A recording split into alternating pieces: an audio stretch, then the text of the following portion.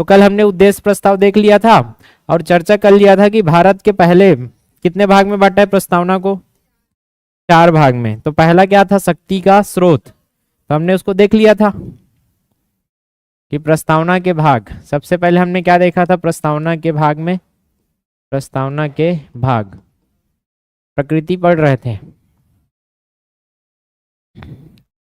सबसे पहले आएगा आपका शक्ति के स्रोत। शक्ति के स्रोत में क्या है आपका, भारत के लोग। तो भारत के लोग ही क्या देते हैं, संविधान को शक्ति। क्लियर है। इसके बाद क्या था, भारत की प्रकृति। तो भारत की प्रकृति कैसी है, भारत की प्रकृति अगर भूल जाए तो ट्रिक क्या था, हे प्रभु समाज के इन पंथ लोगों को, कैसे लोगों को, पंथ लोगों को क्या बनाना है, गण। तो हमने संप्रभुत्व का अर्थ देख लिया था, क्या होता है संप्रभुत्व, स्वयं में प्रभु, मतलब स्वयं का निर्णय स्वयं लेंगे, किसी के दबाव में नहीं रहेंगे। कोई देश जो भी बोले हम मन का करेंगे, अपना प्रभु हम स्वयं है, सपुनिज भगवान है। आए थे कहाँ, समाजवादी। तो समाजवादी आज पढ़ेंगे, फिर क्या पढ़ेंगे, पंथ निरपेक्ष पढ़ेंगे, फिर लोकतंत्रात्मक पढ़ेंगे, फिर क्या पढ़ेंगे। तो इतना पहले कर लेते हैं। समाजवादी का थोड़ा सा मैं बता दिया था टेस्ट, क्या था समाजवादी का अर्थ, समाजवादी। ठीक है। अब समाजवादी को जब समझना है तो आप कंपैरिजन कर लो सीधा कि भारत, अगर कहीं भी अर्थव्यवस्था देखोगे, अर्थव्यवस्था मतलब कुल मिला के आप व्यवस्था देख रहे हो, तो कहीं भी अगर व्यवस्था देखोगे, अर्थ क्यों देखना है, क्योंकि इसी से तो पैसा से आपका जिंदगी चलने वाला है। आपकी जिंदगी कैसे चलेगी, पैसे से। ठीक है। तो भारत में जो पैसा है, संसाधन है, वो कैसे यूज होगा, इसी को आपको पता रहना चाहिए। तो एक तो होता है आपका पूंजीवादी, पूंजीपति देश या पूंजीवादी देश, एक होता है समाजवादी देश। तो इसी को समझना है हमको। एक क्या है, पूंजीवादी, पूंजीवादी। ठीक है। और एक है आपका समाजवादी, और एक होता है मिश्रित, मतलब कुछ समाजवादी और कुछ पूंजीवादी। तो अर्थव्यवस्था में 3 प्रकार होते हैं। एक होता है पूंजीवादी। तो पहले पूंजीवादी को समझ लेते हैं। पूंजीवादी में नाम है पूंजी। तो पूंजी का अर्थ क्या होता है, पैसा। कल बताया था पूंजी मतलब पैसा। पूंजी सेकेंडरी जी, पूंजी जमा करे हो यार, भविष्य पर पूंजी जमा करत हो, ऐसे करके सुनने हो। तो पूंजी मतलब क्या होता है, पैसा, पैसा। और पैसा जिसके पास है वो कौन होते हैं, अमीर लोग। ठीक है। जिनको आप पूंजी क्या बोलते हो, पति, पूंजीपति। तो होता क्या है, जो पूंजीवादी हैं या पूंजीपति हैं, इनके अनुसार से आपका क्या होगा, मार्केट डिसाइड होगा। कहने का मतलब बाजार में जो मूल्य है वो कौन डिसाइड करेंगे, पूंजीवादी। एक उदाहरण से मैं आपको समझाता हूं। पहले तो इधर है पूंजीवादी और इधर है एक तरफ समाजवादी। ये देश नंबर ए है और ये देश बी है, ये है आपका समाजवादी। तो समाजवादी देश खतरनाक है। कैसे भाई, नहीं समझ आया। मान के चलो यहाँ है कार मेकर टाटा। ठीक है। टाटा ने क्या बनाया, साइकिल बनाया। मान के चलो, कार को छोड़ो, साइकिल जो बुनियादी सुविधा उसको देखते हैं। और इधर यहाँ भी टाटा ने क्या बनाया, साइकिल। दोनों अलग अलग देश है। अब टाटा तो पूरे विश्व में है, इसलिए दोनों देश में टाटा की कंपनी है। एक जगह साइकिल बनाता है, दूसरी जगह भी साइकिल बनाता है। अब यहाँ टाटा एक क्या है, टाटा एक क्या है, पूंजीपति। अरे है कि नहीं है, है। यहाँ भी टाटा एक क्या है, पूंजीपति है। पूंजीपति समझ लिए। अब लॉजिकल है यहाँ, चूंकि एक ऐसा देश है, कैसा देश है ये, पूंजीवादी देश है। तो पूंजीपति जो चाहे वो कर सकता है। पूंजीपति क्या है, स्वतंत्र है। पूंजीपति क्या है, स्वतंत्र है। वो चाहे तो साइकिल का रेट क्या रखे, साइकिल का रेट 10,000, लेना है तो लो, नहीं तो भगो। साइकिल का रेट क्या रख दिया, 10,000। कहने का मतलब स्वतंत्र है। ये किसमें फोकस है इसका, लाभ पर। क्लियर है, लाभ पर क्या होगा, इनका फोकस होगा। लेकिन अब यहाँ है पूंजीपति, तो यहाँ भी तो वही टाटा है, लेकिन चूंकि ये देश कैसा है, समाजवादी। तो साइकिल का रेट मान के चलो, साइकिल का रेट कितना रख दिया इन्होंने, 10,000, क्योंकि यहाँ भी वही प्रॉफिट कमाना चाहता है ये। क्लियर है। अब 10,000 रख दिया। और सरकार दिखती है, इधर से सरकार टुकुर टुकुर देख रही है, सरकार देख रही है, नहीं, नो नो, 5,000 से ज्यादा नहीं रख सकते, ज्यादा नहीं। समाज के सभी लोगों के पास साइकिल कैसे होगा भाई, समाज को देना है, समाज के सभी के पास साइकिल होगा, 10,000 में कैसे ले पाएंगे भाई, समाज के सभी के पास साइकिल होगा। आप सस्ता करो इसको। क्या टाटा मना कर सकते हैं, नहीं, यहां तो शासन ने बोल दिया, नहीं तो आप बंद करो अपनी फैक्ट्री और जाओ जहां जाना है।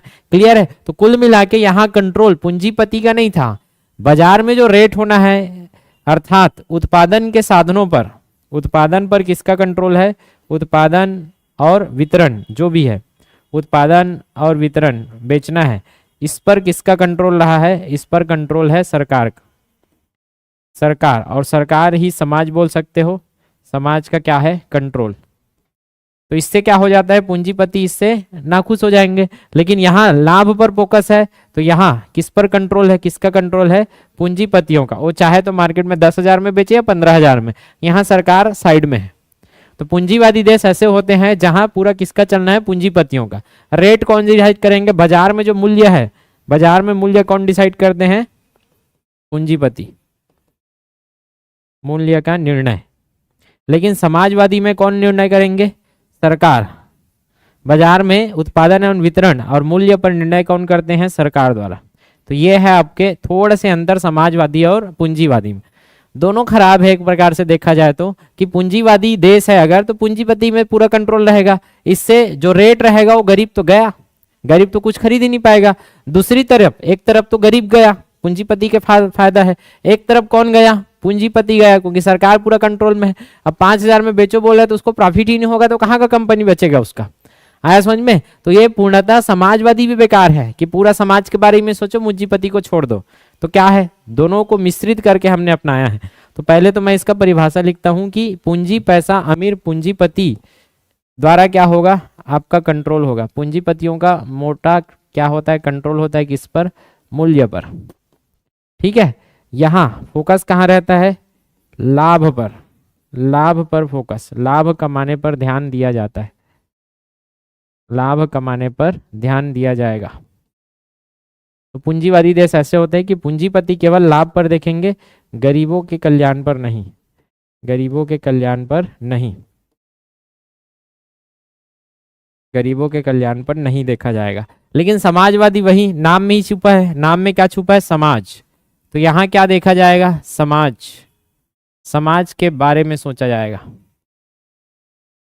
अब समाज के बारे में सोचा जाएगा तो समाज कहने का मतलब समाज में सभी लोग, सभी लोग क्या हैं, समान होंगे। क्या होना चाहिए, सभी लोग क्या होंगे, समान होंगे। ऊंच नीच नहीं, कोई ऊंच नीच नहीं होगा, भेदभाव नहीं होगा, ऊंच नीच नहीं होना चाहिए, ऊंच नीच नहीं। और इसी को आप एक प्रकार से और बोल देते हैं, इसको आप साम्यवादी भी बोलते हो। साम्य मतलब समान, साम्यवादी। तो समाज के बारे में नाम से समझ आ रहा है, समाज के बारे में बात कर रहे हो मतलब समाज के बारे में सोच रहे हो। तो समाज क्या है, सभी लोग क्या होंगे, समान होंगे, समाज में ऊंच नीच नहीं होगा। तो कुल मिला के अब सभी लोग समान हैं, तो सब में बराबर क्या होगा, संसाधन एवं संसाधन है। संसाधन मतलब जैसे कुछ भी पैसा कौड़ी संपत्ति, ये सब पर बराबर हक होगा। संसाधन है, संपत्ति है, इस पर क्या होगा, समान वितरण, समान वितरण होगा। क्लियर है। मतलब कुल मिला के पूरे समाज का कंट्रोल होगा।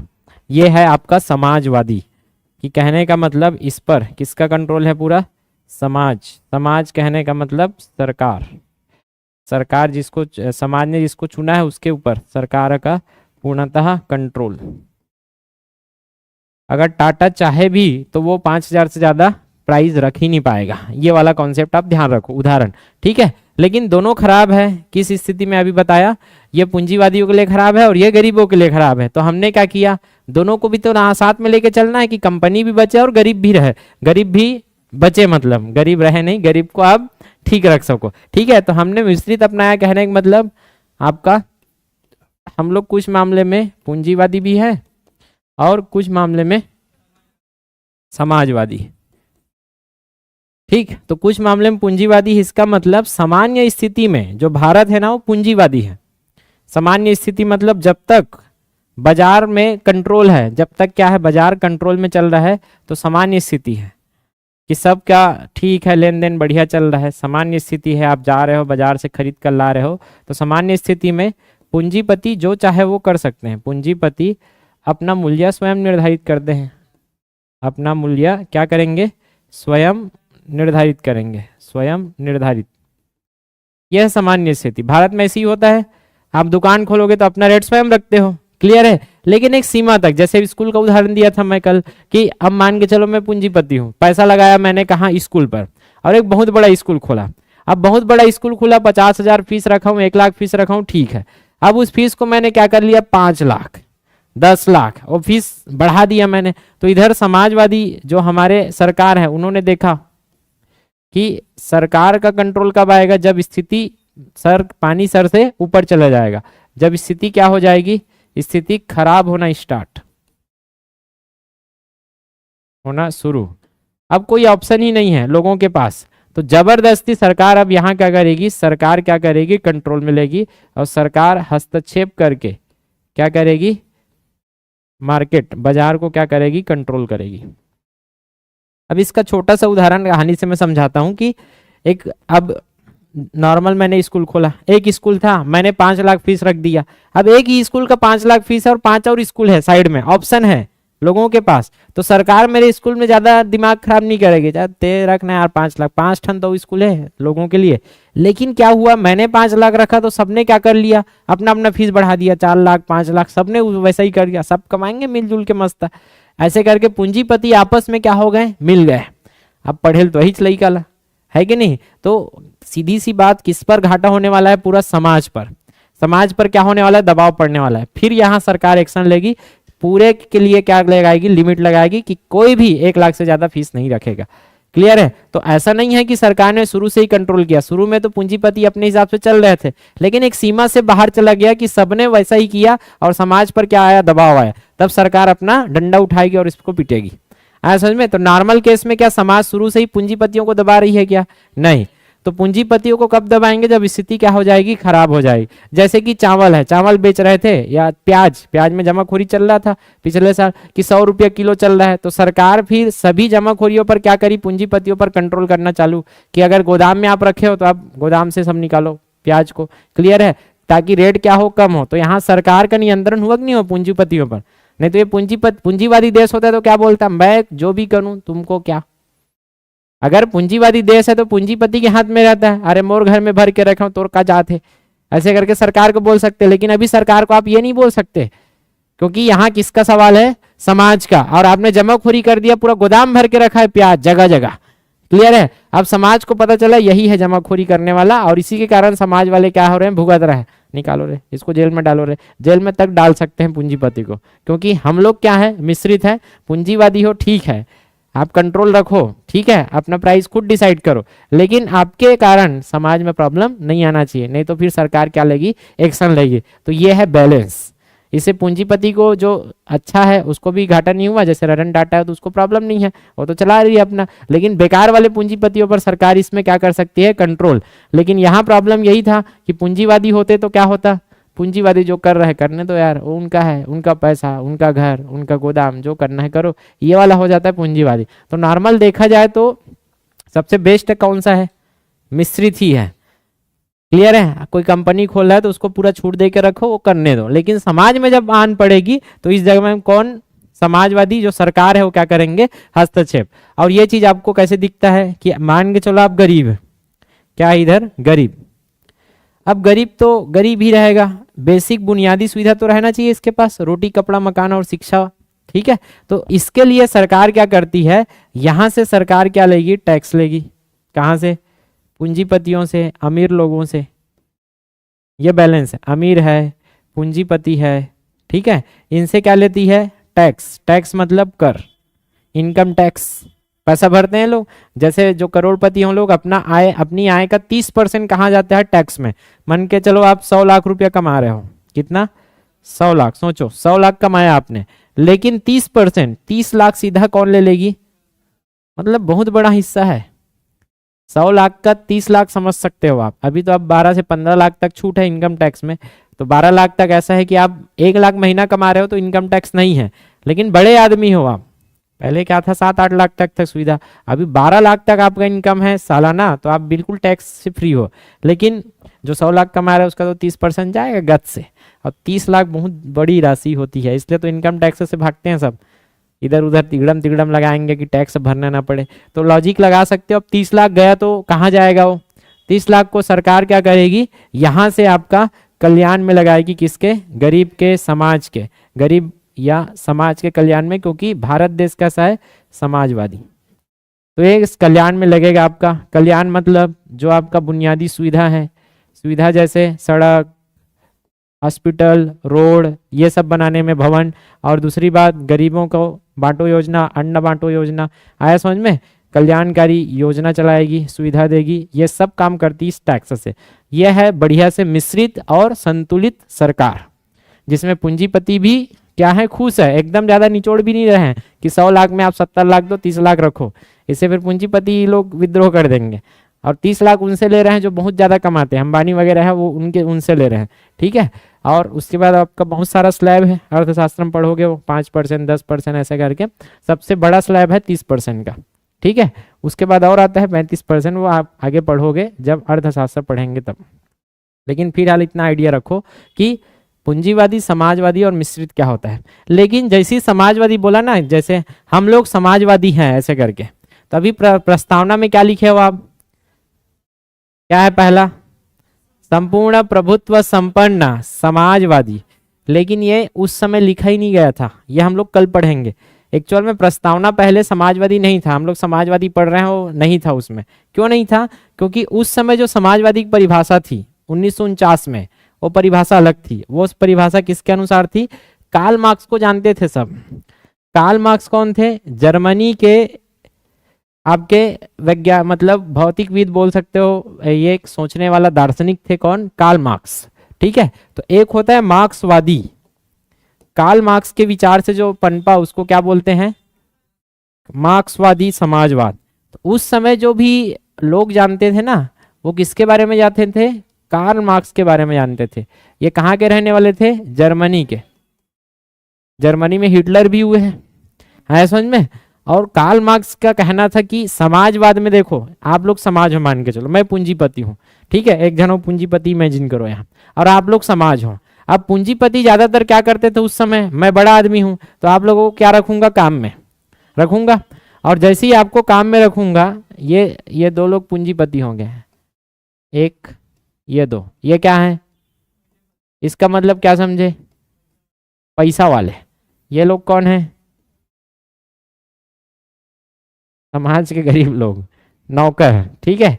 ये क्या है, गरीब हैं, समाज है, समाज, क्योंकि समाज में ज्यादातर गरीब ही रहते हैं, कुछ लोग क्या रहते हैं, अमीर, ठीक।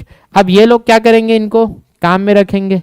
और ज्यादातर होता क्या था कि बड़े लोग, ज्यादातर 90% चांस है कि वो लोग पैरों की धूल समझते हैं, आपके पास अगर पैसा नहीं है तो आपको बहुत नीचा दिखाएंगे, ठीक है। और आपका क्या करेंगे, शोषण। और ऐसा होगा कि यहाँ प्रेशर बढ़ता जाएगा, यहाँ क्या बढ़ेगा, प्रेशर, खुन्नस भरता जाएगा।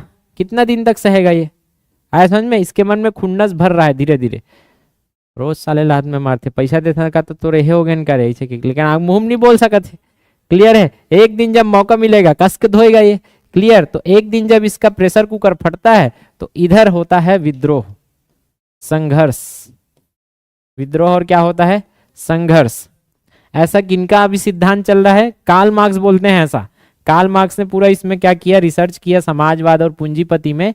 और कार्ल मार्क्स के रिसर्च में क्या आया, कार्ल मार्क्स ने बोला कि देख भाई, पूंजीवादी लोग, पूरे विश्व की एक कहानी है कि पूंजीवादी लोग जिनको रखे थे उनका ज्यादातर शोषण ही किए हैं। और एक अंततः एक समय ऐसा आता है जब यही पूंजी, ये समाज इनके संघर्ष में इनसे पूरा विद्रोह संघर्ष करेगी और लूट कर, हिंसा करके सब वापस अपना ले लेगी, मिल बांट के खाएगी। ये है किसका मतलब, कार्ल मार्क्स का।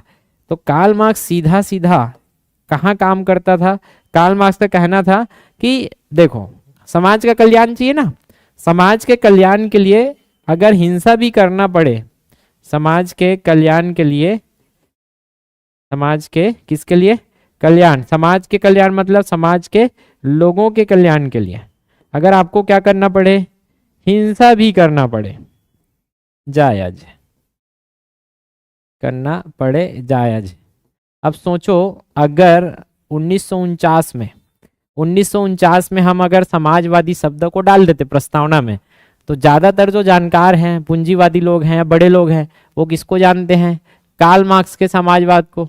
तो भारत में अफरा तफरी नहीं बच जाता कि भारत समाजवाद कैसे बन जाएगा भाई, भारत में ऐसा सब होगा तो फिर तो हम तो गया। इसलिए उस समय शांति रखने के लिए क्या नहीं रखे गए थे, प्रस्तावना में समाजवाद शब्द नहीं था। ये प्रस्तावना में कब आया, प्रस्तावना में ये जुड़ा है, हम लोग कल और देखेंगे इसको संशोधन के साथ। ये आया 1976 में, संशोधन था 42वां नंबर का। उस संशोधन के द्वारा, इस संशोधन के द्वारा इसको ऐड किया गया। तो बाद में क्यों ऐड किया, बाद में क्योंकि समझ आ गया था, बाद में कंट्रोल रखने लायक था। तो शुरू में ये प्रॉब्लम था। तो कार्ल मार्क्स का समाजवादी ये कहता है, और हम लोग किसको मानते हैं, गांधीवादी। गांधी इसके उल्टा, क्लियर है, अहिंसा। तो हम लोग क्या कहते हैं, समाज का कल्याण तो जरूरी है लेकिन हिंसा के रास्तों में नहीं। किसके रास्तों में, अहिंसा के रास्तों में। क्लियर है, अपना अलग तरीका है। तो यही चीज अभी पढ़ लो बस, एकदम ज्यादा नहीं घुसना है इसमें, ज्यादा हेडेक नहीं लेना है, बस समझना है। जैसे मूल दर्शन क्या है, भौतिकवाद, अर्थव्यवस्था और वर्ग संघर्ष को समाज का क्या बना गया है, मूल आधार। अभी बताया ना कि मार्क्सवादी समाजवाद क्या मानता है कि अर्थव्यवस्था है और वर्ग संघर्ष समाज का क्या है, मूल आधार है। मतलब वर्ग का संघर्ष तो होगा ही, ऐसा कहना है। वर्ग का संघर्ष होता है वही समाज का क्या है, आधार है। समाज उसी से बनेगा कि वर्ग संघर्ष होगा और समाज आपस में मिल बांट के खाएंगे। वर्ग संघर्ष मतलब जो ऊंचे वर्ग वाले हैं, नीचे वर्ग वाले नीचे वाले संघर्ष करेंगे और मिल बांट के खाएंगे। लेकिन यहाँ किसकर बोलते हैं हम लोग, नैतिक। नैतिक मतलब अच्छे बातों पर फोकस करते हैं, नैतिकता। ठीक है, नीति के अनुसार चलिए, नैतिक और आत्मिक विकास को सबसे ऊपर रखता है, ना कि संघर्ष को। तो ये संघर्ष वाला है। और हम लोग क्या बोलते हैं, हरे राम हरे कृष्णा वाले हैं। ठीक है, क्रांति और वर्ग संघर्ष फिर से वही वाले कि एक समय आएगा तो क्रांति होगी, जो नीचे वाले हैं ऊपर वाले को मारेंगे, दबाएंगे और पूरा छीन लेंगे और आपस में बांट लेंगे। तो पूंजीपतियों और शोषकों के खिलाफ हिंसक क्रांति को क्या मानता है ये, उसके बिना कुछ नहीं होगा। समाज का कल्याण तभी हो सकता है जब लोग उठेंगे और हाथ में कुल्हाड़ी लेंगे और घुमा घुमा के मारेंगे किसको, पूंजीपतियों को, तभी जाके समाज का कल्याण होगा। ये किनका कहना था, कार्ल मार्क्स। अन्यथा फिर समाज का नहीं होना है। और ऐसे उस समय अगर डाल देता समाजवादी, पूंजीवादी लोग देख के डर आ जाते, अरे भाई अब तो गए रे हमारे, ऐसा समझ में है। लेकिन एक्चुअल में हम लोग क्या मानने वाले हैं, हम लोग गांधीवादी के पीछे भागने वाला है, अहिंसा और सत्य। हृदय परिवर्तन, हृदय परिवर्तन मतलब वाला गांधी बाबा बहुत सारा आपने देखा होगा। सत्याग्रह, अहिंसक, असहयोग पर क्या देता है, जोर देता है। तो हम लोग सीधा ऐसे नहीं कि कुल्हाड़ी ले लिए कि कोई हमारे ऊपर राज करे तो हाँ काटूं, बहुत बोलता बोला हाँ एतिया। क्लियर है, हम लोग क्या करते हैं, आराम से बैठते हैं और क्या करेंगे, हमको हमारा अधिकार दो करके हड़ताल में बैठेंगे। सत्याग्रह, सत्य का क्या करेंगे, आग्रह करेंगे। अरे भाई आप गलत कर रहे हो, हमको 8 घंटे के हिसाब से इतना वेतन मिलना चाहिए, इतना दे दीजिए, नहीं तो हम चुपचाप बैठ के यहाँ हड़ताल करेंगे। ये हमारा सिद्धांत है कि हम शांति से क्या करते हैं, हड़ताल करते हैं या सत्याग्रह करते हैं, सत्य का आग्रह करते हैं। लेकिन उनका है नहीं दे रहे हैं ना, हाँ लान टंगिया लान रहे काट ले, ऐसे वाला कहाँ चलता है, कार्ल मार्क्स में। तो एक काला है, ठीक है, और हमारा क्या है, सफेद है। गांधी बाबा चुंदी सफेद रिश्ते, ठीक है। निजी संपत्ति का पूर्ण क्या होना चाहिए, निजी मतलब आपका अकाउंट नहीं, आपका अकाउंट बैलेंस नहीं, जो भी होगा सब किसका होगा, समाज का, प्राइवेट कुछ नहीं। प्राइवेट संपत्ति क्या होता है भाई, मेरा प्राइवेट प्लॉट है, पूरा जमीन है, ऐसा करके नहीं, वो जमीन आपका नहीं है, वो पूरा समाज का है। एक इनका कहना है कार्ल मार्क्स का, क्लियर है। उत्पादन के सभी साधन राज्य के क्या होंगे, नियंत्रण, पूरा समाज के नियंत्रण। राज्य मतलब समाज जो सरकार को चुनी है उसके नियंत्रण में, कोई प्राइवेट जमीन है ही नहीं, वो पूरा समाज का है, ये कहना है यहाँ समाजवादी। मतलब प्रैक्टिकल में देखा जाए तो ये मुश्किल है कि हर व्यक्ति के पास अपना जमीन है यहाँ, और अभी बोल दिया जाए कि सरकार आए और आपका जमीन नहीं है, पूरा सरकार का है, समाज का है, ऐसा करके। क्लियर है, तो आप क्या हो जाओगे फिर, ऐसे सब बराबर समाज में, किसी के पास कुछ नहीं है ना यार। अब किसी के पास कुछ नहीं है तो घमंड ही कहाँ बचा, तो बस क्या बचता है फिर, खाओ और सूतो, खाओ और सूतो, बस। उसके बाद मेरे को ये भी नहीं रहेगा कि मैं जमीन बनाऊंगा, घर बनाऊंगा, गाड़ी लूंगा, तो मेरा तो कुछ बचा ही नहीं, फिर समाजवाद फिर गड़बड़ हो जाता है। और यहाँ हम लोग क्या करते हैं, हम लोग ट्रस्टीशिप में, ट्रस्टीशिप मतलब क्या होता है, जैसे मैं एक ट्रस्ट खोलता हूँ, ट्रस्ट समझते हो, ट्रस्ट क्या होता है, ट्रस्ट मतलब विश्वास, ठीक है। कि आपके पास जमीन है ना तो हमको विश्वास है, आपके पास पैसा है तो हमको विश्वास है कि आप समाज के लिए कुछ करोगे। जैसे अंबानी के पास पैसा है तो हम ये मान के चलते हैं कि वो समाज के लिए कुछ करेगा, और उस पर हम लोग क्या नहीं करते हैं, हिंसा नहीं करते हैं। सीधी सी बात, ये ट्रस्टीशिप न्यासधारिता का सिद्धांत है। पूंजीपतियों को अपनी संपत्ति का स्वामी नहीं बल्कि समाज का ट्रस्टी मानना चाहिए। वो संपत्ति के स्वामी नहीं है, वो लोग ट्रस्टी है, और इसका उपयोग समाज के हित में करना चाहिए, ऐसा कहना है हम लोग का। हम लोग क्या है, गोलू आदमी है। हम लोग ये सोचते हैं कि पूंजीपति का जो संपत्ति है ये लोग मान के चलेंगे कि ये हमारे नहीं है, समाज का ही, हम समाज सेवा में लगे हैं, ऐसे करके। कुछ पूंजीपति देखने को मिलता है, 99% तो उल्टा है। हम ये भी नहीं बोल रहे हैं कि किसी का नहीं है, पूरा राज्य का है करके नहीं बोलते हैं, सरकार का नहीं है, सबका अपना अपना क्या होता है, संपत्ति होता है। राज्य को क्या मानते हैं, एक टूल मानते हैं, उपकरण मानते हैं, जो सर्वहारा की तानाशाही के लिए राज्य का उपयोग किया जाता है और अंततः राज्य को समाप्त हो जाना चाहिए। इसका मतलब है सर्वहारा की तानाशाही के लिए, कहने का मतलब जब तक पूंजीपति है और कोई शोषण करने वाला है उसको हटाने के लिए सरकार बने, और जब हट जाए तो समाज में सब क्या हो जाए, बराबर हो जाए। राज्य को शोषक मानता है और व्यक्ति को अधिक स्वायत्तता देने के लिए क्या करता है, विकेंद्रीकृत होना चाहिए। इसका मतलब है राम राज्य, सबका अपना अपना अधिकार हो, कोई राज्य एक सत्ता ना हो जो कि शोषण के लिए बने। यहाँ सबको अपना क्या क्या स्वतंत्रता मिले, अधिकार मिले, ये हमारा कहना है। लेकिन ये लोग तो चाहते हैं कि राज्य ही हो, कंट्रोल हो, समाज हो। इसमें क्या है, बड़े उद्योग और केंद्रीकरण, बड़े पैमाने पर बने पैमाने के उद्योग और उत्पादन का क्या हो, केंद्रीकरण, ठीक है। विकेंद्रीकरण और कुटीर उद्योग, महात्मा गांधी क्या चाहते हैं, सबके पास अपना अपना क्या हो, कुटीर उद्योग हो, अपना अपना क्या हो, सब आत्मनिर्भर बने।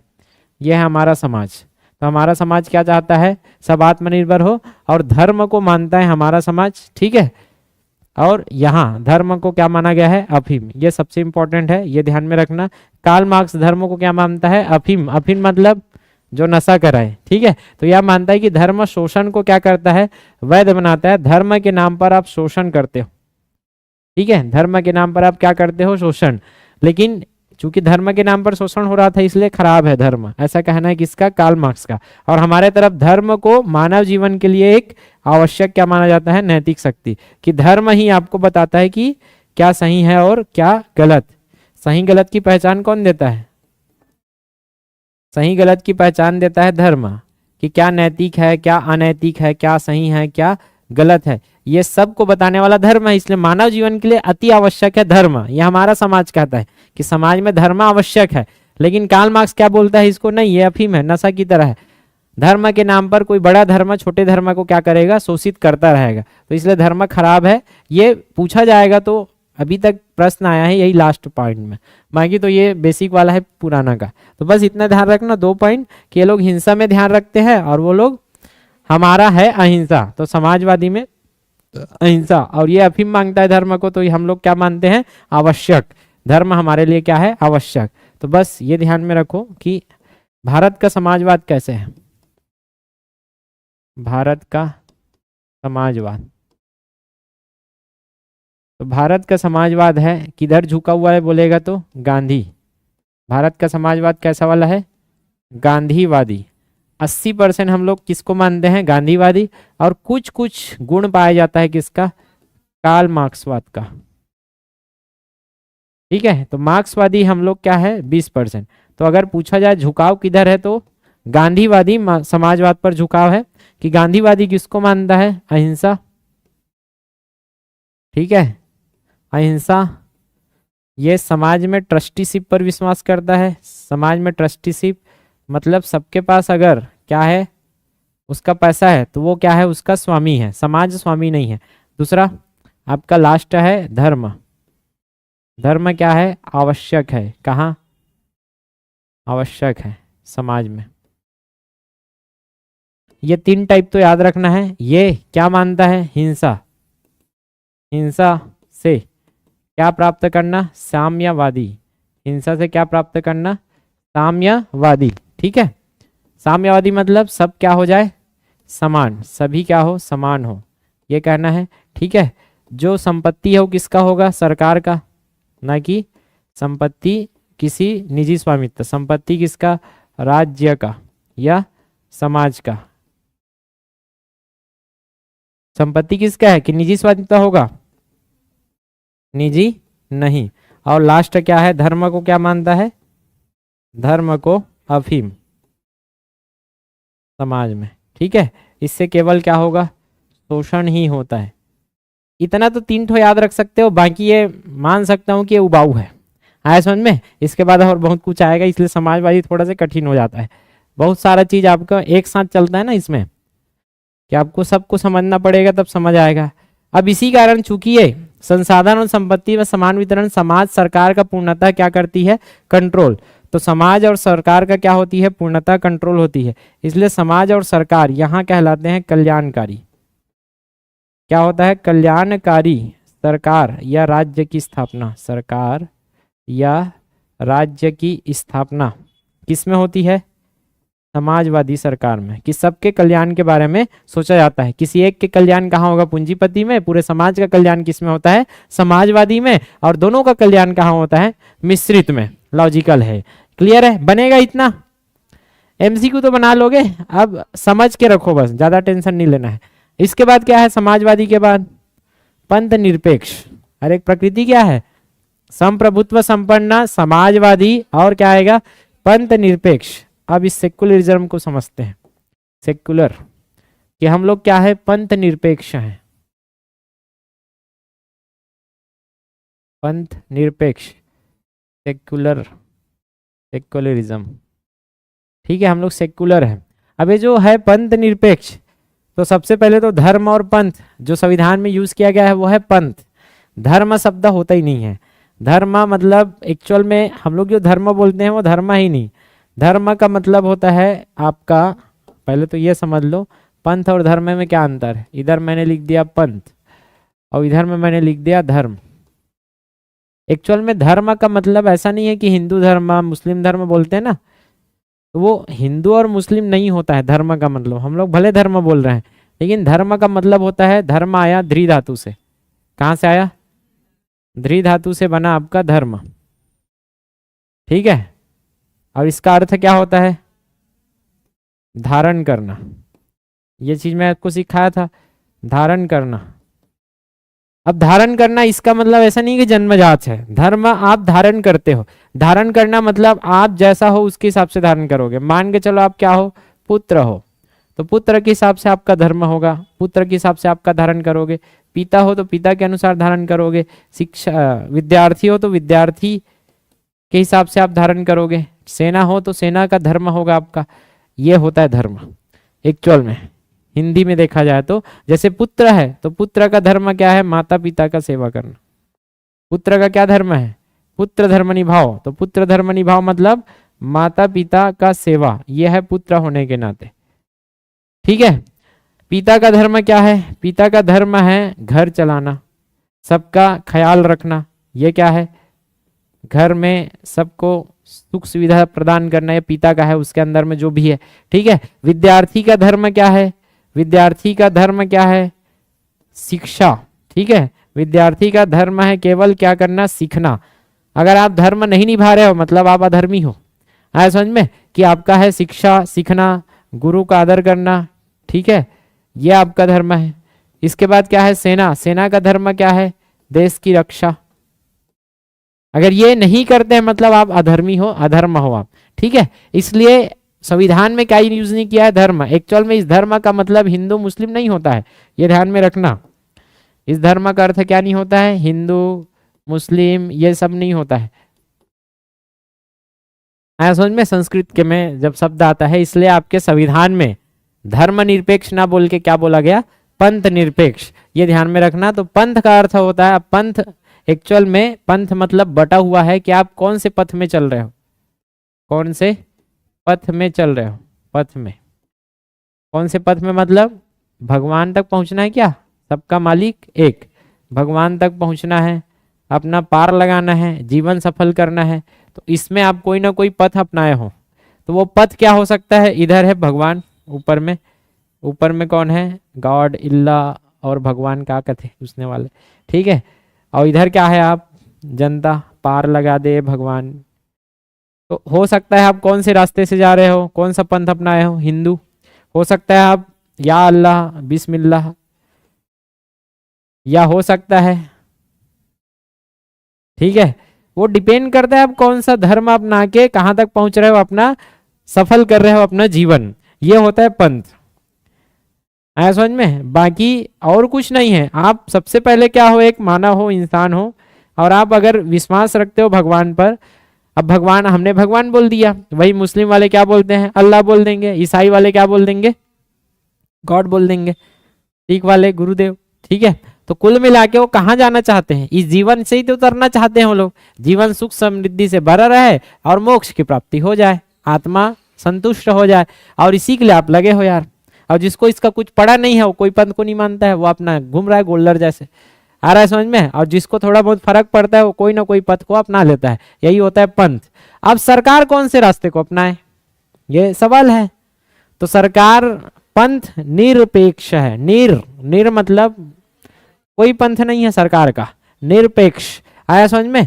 तो इसी को हमको समझना है कि पंथ निरपेक्ष मतलब होता है, सीधी सी बात, पंथ मतलब कौन सा पथ, ठीक है। निरपेक्ष मतलब नहीं, कोई पथ नहीं है, अर्थात पंथ का हो गया कोई पथ नहीं है, किसका, सरकार का नहीं है, ठीक है। तो इसका अर्थ सीधी सी बात, सरकार का, या सरकार को ही आप क्या बोलोगे, राज्य। राज्य क्यों बोलते हैं संविधान की भाषा में, ये छत्तीसगढ़ राज्य या मध्य प्रदेश राज्य की बात नहीं कर रहा हूं, राज्य मतलब पूरा देश, पूरा सरकार, ठीक है। सरकार का कोई धर्म नहीं, सरकार का कोई धर्म नहीं, रटने की जरूरत है क्या, कोई धर्म नहीं है, धर्म निरपेक्ष मतलब कोई उसका विशेष धर्म नहीं है। तो फिर क्या है, कोई धर्म नहीं है तो सरकार के लिए है सीधी सी बात, सर्वधर्म समभाव, सुने वैसे, सर्वधर्म समभाव, इस मार्ग पर चलती है अपनी सरकार, भारत सरकार या राज्य। इसका मतलब क्या है, सभी धर्म क्या है, समान है, कोई बड़ा कोई छोटा नहीं है, सभी धर्म समान, ये जानना पड़ेगा आपको, सभी धर्म समान है। तो सभी धर्म समान है तो क्या किसी एक विशेष धर्म को ये लोग फायदा पहुंचा सकते हैं, सरकार की हिंदू धर्म को फायदा पहुंचाने के लिए कुछ योजना चालू किया, मुस्लिम के लिए कुछ नहीं, तो कोई भी एक विशेष धर्म को ये लोग फायदा नहीं पहुंचा सकते, कौन, राज्य। तो सब धर्म समान है, सबकी आदर, सरकार और राज्य, राज्य सभी धर्म का क्या करता है, आदर, सभी धर्म का आदर, सभी धर्मों की आदर करती है, कौन, सरकार। ये होता है पंथ निरपेक्ष का अर्थ, ठीक है। लेकिन हमारा पंथ निरपेक्ष और आपको ये ध्यान में रखना पड़ेगा, पाश्चात्य पंथ निरपेक्ष में क्या अंतर है। तो सबसे पहले पंथ और धर्म में अंतर समझाया, उसके बाद पंथ निरपेक्ष का अर्थ बताया कि पंथ से निरपेक्ष है कौन, सरकार। अब इसके बाद आपको पकड़ना है कि पाश्चात्य पंथ निरपेक्ष क्या है, पाश्चात्य पंथ निरपेक्ष, पाश्चात्य मतलब क्या होता है जल्दी बताओ। और एक होता है हमारा भारतीय, भारत सरकार का पंथ निरपेक्ष, दोनों में क्या है, अंतर है।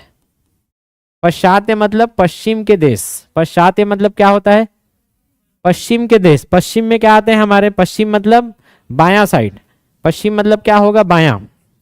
ये आपका क्या है, ये भारत है, इधर पूर्व होता है, अगर ऐसे खड़ा हो गया मैं ऐसे तो इधर क्या होगा, ठीक है। तो ये हो गया पूर्व और इधर क्या आ गया, पश्चिम। तो ये पश्चिम के देश मतलब ये अमेरिका, यूरोप, यहाँ क्या ख्याल है, तो यहाँ अलग चलता है पंथ निरपेक्ष के नाम पे, क्या होगा, ये अब मान के चलो ये सरकार है, ये सरकार, ये सरकार या बोल सकते हो राज्य, और इधर क्या है, धर्म है, ठीक। अब धर्म जो भी करे, धर्म जो करना है करो, करो, कोई फर्क नहीं पड़ेगा, इसको कोई हस्तक्षेप नहीं करेगा, कौन, सरकार, किस पर, धर्म पर।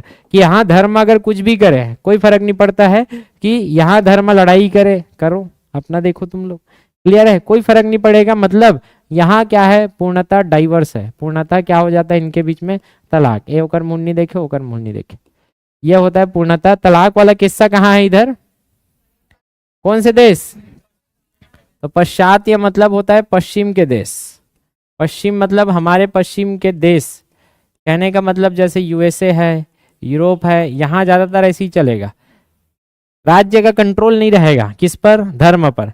लेकिन यहाँ भारत में क्या है भाई, भारत में इधर क्या है, सरकार है या राज्य है, और इधर क्या है, धर्म। अब बढ़िया है कि पहले क्या होता है कि आप खेलो, जितना खेलना है खेलो। एक उदाहरण से समझते हैं कि एक मैदान है, ये क्या है, मैदान, ठीक है, यहाँ ये खेल रहा है, ये खेल रहा है, ठीक है, और ये भाई साहब भी खेल रहा है, ये है बाप, ठीक है। अब पिताजी आए, पिताजी तीनों को लेकर आए हैं, अब तीनों आपस में क्या कर रहे हैं, खेल रहे हैं मस्त। तो देख रहा है पिताजी मस्त एकदम कोंडम बैठ के देख रहा है चुपचाप, खेलो बच्चा खेलो, ठीक है, जब तक खेल रहे हैं बढ़िया शांति है, तब तक कोई दिक्कत है क्या, नहीं। सुनील हटकी खटका चालू हो गई कर मन के, ये ओला ठोका थे, ओला ठोका थे, क्लियर है। तो क्या बाप चुपचाप बैठे रहेगा कि हाँ मजा आ रहा है, मजा आ रहा है, खेलते रहो, क्लियर है, कि जा कैसे बीच बचाव करेगा, अरे बैठ भैया चुपचाप बैठ, का हो गए रे, कौन मारी से रे, हाँ, ये मारी से साले मारथस, कौन मारी तोला, हाँ ये मारी से मारथस, तो बाप को बीच में आना पड़ेगा कि नहीं। सेम केस कहाँ होगा, भारत में, क्लियर है कि मैदान में जब तक सब धर्म अपना अपना काम कर रहे हैं, हिंदू अपना काम कर रहा है बढ़िया, कोई दिक्कत नहीं है, मुस्लिम अपना लगा है, कोई दिक्कत नहीं है, वो अपना काम कर रहा है, अपना धर्म निभा रहा है, अपना जो भी प्रोग्राम चल रहा है उसका चलने दो, हिंदू का चल रहा है चलने दो। सरकार क्या है, चुपचाप देखेगी। सरकार क्या करती है, जब तक सब बढ़िया है, क्या है, जब तक क्या है, जब तक सब बढ़िया, तब तक क्या करती है, सरकार हस्तक्षेप नहीं करेगी, बढ़िया है, हस्तक्षेप नहीं करेगी, हस्तक्षेप नहीं, ठीक है। लेकिन इधर क्या होना चालू हो गया, कोई धर्मों में विवाद हो गया, धर्म में विवाद, विवाद हो गया, या तो हो सकता है कि एक धर्म दूसरे धर्म पर क्या कर रहा है, दबाव बना रहा है, एक धर्म का दूसरे धर्म पर क्या होना, दबाव बनाना, या तो ऐसा चालू कर दिया कि क्या करना है कि एक धर्म है, मान के चलो हिंदू धर्म, हिंदू कोई भी धर्म है मान के चलो, और उसने उसमें एक परंपरा चल रही है कि बहू, नई बहू आती है, उसके सर में क्या फोड़ दो, नारियल फोड़ो, ठीक है, बहू आया है उसका सर में नारियल फोड़े, एक परंपरा है, तब घर में क्या करोगे, उसको एंट्री दोगे। ऐसे बहुत सारे ऐसे नियम है, परंपरा है, जो कि धर्म के कारण है और कुछ नहीं। अब लॉजिक लगाओ, यहाँ धर्म विवाद हुआ, धर्म दबाव बना रहा है दूसरे धर्म पे, या ऐसे कोई परंपरा है जो कि जान को खतरा है केवल अंधविश्वास के कारण, ऐसा कुछ होगा क्या उस धर्म को, क्या आप नहीं करोगे तो उसके धर्म को फर्क पड़ेगा क्या, नहीं, बस वो दिख रहा है कि वो क्या है, अंधविश्वास। ऐसा कोई भी केस होता है तो फिर वहां राज्य एक्शन लेगी, यहाँ बिल्कुल ऐसा नहीं कर सकती, तुम्हारा धर्म तुमन जो जानना करो। यहाँ सीधी सी बात, सरकार क्या करती है इस मामले में, ऐसा कुछ हो जाए तो सरकार यहाँ क्या कर सकती है, सरकार हस्तक्षेप कर सकती है।